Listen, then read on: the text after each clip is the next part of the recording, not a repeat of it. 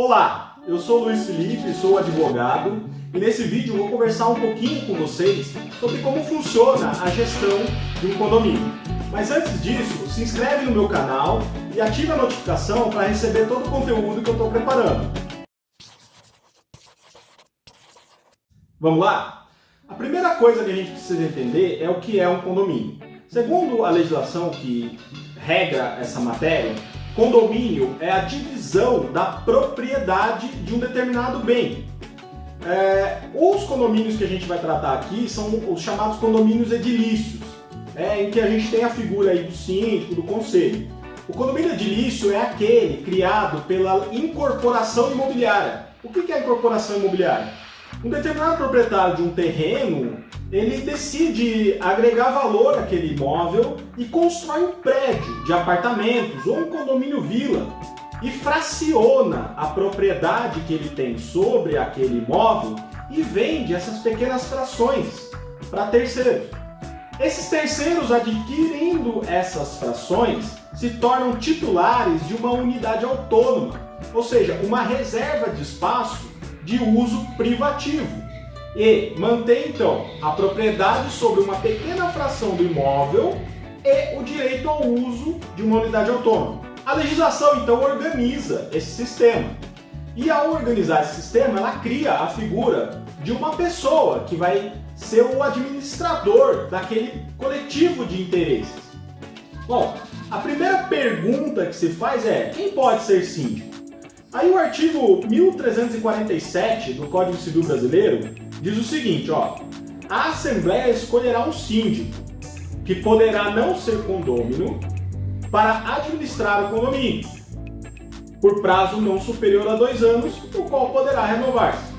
Veja, aqui a gente tem algumas informações importantes. Primeiro, o síndico não necessariamente precisa ser o titular de uma unidade naquele prédio. Ele pode ser uma pessoa estranha àquele coletivo condominial. Ele pode, inclusive, ser uma empresa. Não há vedação expressa na lei para a figura do síndico pessoa jurídica. O que a gente precisa entender é que o síndico ele é a personificação e a materialização do condomínio, que até esse momento, por entendimento da jurisprudência e da doutrina, o condomínio não é uma entidade personificada, ele não tem personalidade jurídica. Então, mais do que outras entidades, ele precisa de alguém que materialize as determinações daquele coletivo, representados essencialmente aí pela Assembleia. Eu costumo explicar a figura do síndico para clientes e amigos como a figura de um prefeito daquele prédio. Veja, o síndico ele não pode tomar decisões segundo o seu próprio critério. Ele tem que seguir uma determinação que é dada pela convenção de condomínio, pelo regimento interno e pela Assembleia.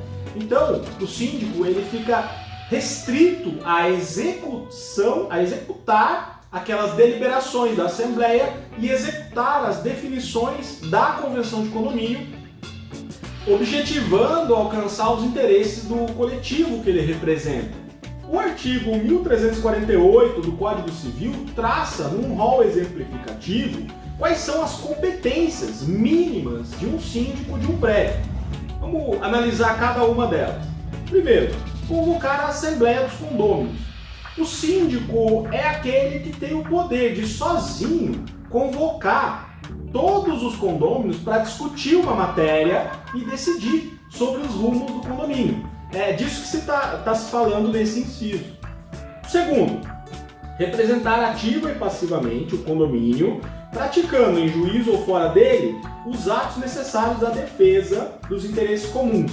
Veja, como falei, o condomínio não tem como materializar as suas deliberações da Assembleia se não for pela pessoa de um síndico. Então é o síndico que vai representar aquele coletivo em juízo ou fora dele. Por exemplo, contratando profissionais, ingressando com ações judiciais, muitas vezes participando de atos públicos que demandem a presença daquele condomínio. Então é o síndico que personifica os interesses do condomínio. O próximo inciso: dar imediato conhecimento à Assembleia da existência de procedimento judicial ou administrativo. Aqui, um parêntese importante.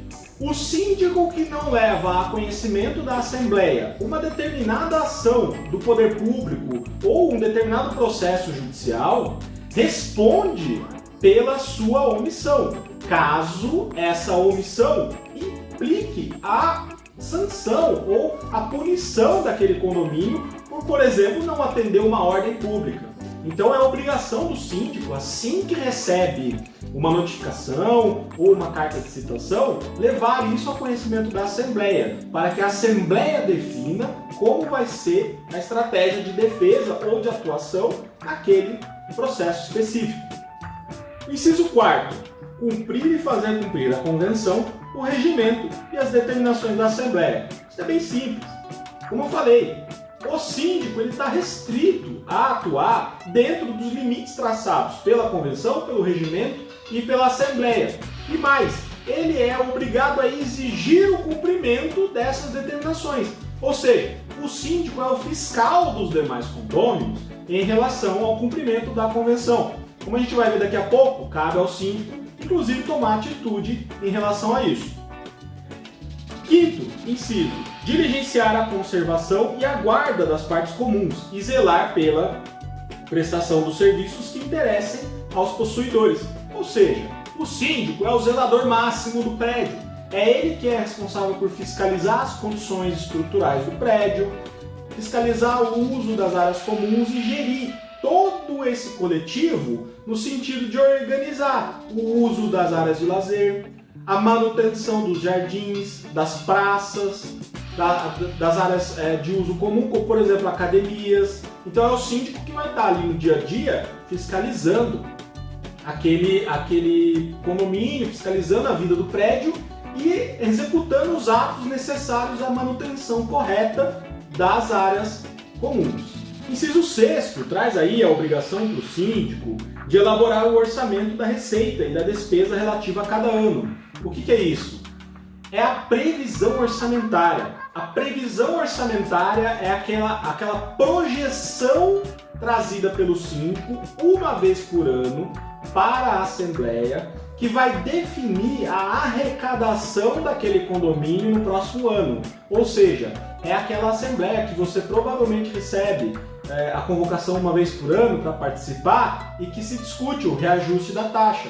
Então cabe ao síndico fazer uma projeção, muitas vezes considerando, por exemplo, o índice de inflação, e trazer um cálculo para a Assembleia e dizer: olha, Assembleia, nós vamos precisar de valor X de arrecadação para fazer frente às despesas do condomínio no próximo ano. O inciso 7º traz aí para o síndico, então, a obrigação de cobrar dos condôminos as suas contribuições, bem como impor e cobrar as multas devidas. Como eu comentei, o síndico é o responsável por fiscalizar o cumprimento da convenção de condomínio. Então, cabe ao síndico, na eventualidade de um inadimplemento, por exemplo, das taxas condominiais, executar a cobrança, extrajudicialmente e judicialmente. É o síndico que leva a efeito o ato de cobrar o condômino inadimplente ou o ato de impor multa àquele condômino que infringe as regras do condomínio. Aqui vale um parênteses que normalmente se orienta ao síndico e não simplesmente aplicar multa.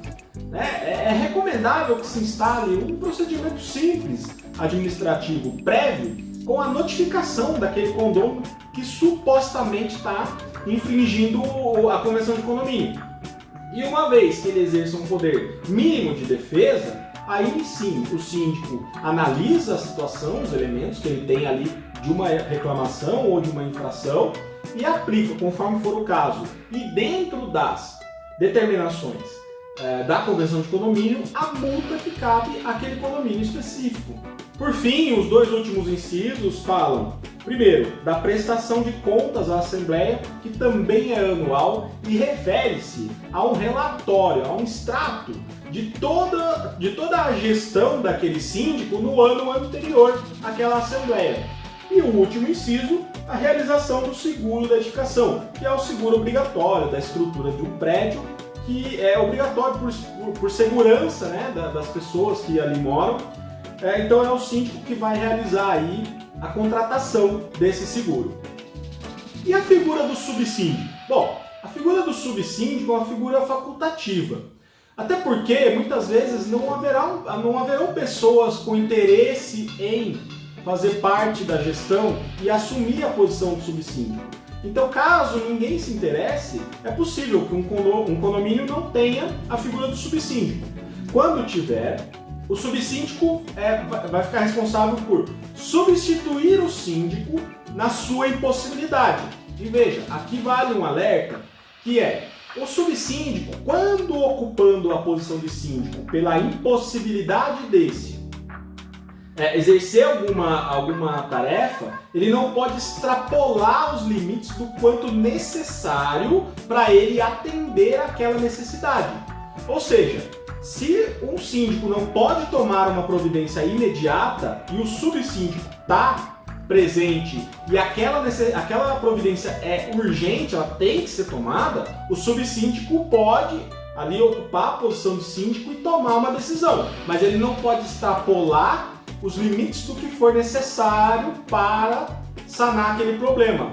Então, o subsíndico ele vai substituir o síndico sempre que esse for impossibilitado de exercer a sua função, ou, por exemplo, quando eventualmente esse síndico renunciar ao cargo durante a sua gestão. Ter a figura do subsíndico nessa situação é muito importante, porque o subsíndico pode assumir a posição e cumprir o mandato até o seu final, sem a necessidade aí de convocar uma nova assembleia. E o Conselho Fiscal? Bom, a legislação, quando trata da matéria do condomínio edilício, faz referência ao Conselho Fiscal apenas em um artigo, o artigo 1356 do Código Civil, que diz o seguinte: poderá haver no condomínio um Conselho Fiscal, composto de 3 membros, eleitos pela Assembleia por prazo não superior a 2 anos, ao qual compete dar parecer sobre as contas do síndico.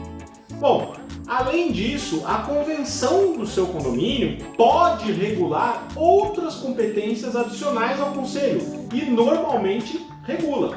Por exemplo, a convenção de condomínio pode dar ao conselho o poder de autorizar o síndico a executar algumas obras dentro de um valor X, de um valor limitado de orçamento.